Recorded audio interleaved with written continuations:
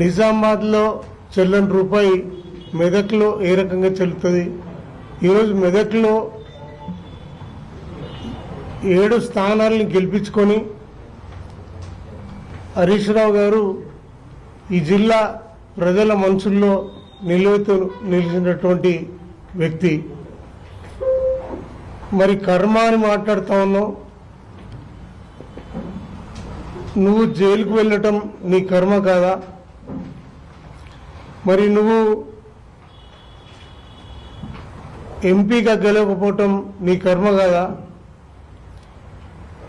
ఇప్పుడు ఎన్నిపోటుదారురాలిగా మిగిలిపోవటం నీ కర్మ అని మేము అనుకోవటం తప్పేం కాదు. నువ్వు ఎవరు వదిలిన మానవో మరి ప్రజలకు అందరికీ అర్థమవుతా ఉంది. ఎట్టి పరిస్థితుల్లో ఈ సమాజం నిన్ను క్షమించకూడని తప్పులు చేస్తా ఉన్నావు. మరి నువ్వు ఇప్పటికైనా మానుకోకపోతే మరి రాష్ట్ర వ్యాప్తంగా బీఆర్ఎస్ కార్యకర్తలు కూడా మరి నీ గురించి అన్ని విషయాలు మాట్లాడక తప్పదు, మాట్లాడతారని హెచ్చరిస్తున్నాం. ఇప్పటికైనా బేషరతుగా బీఆర్ఎస్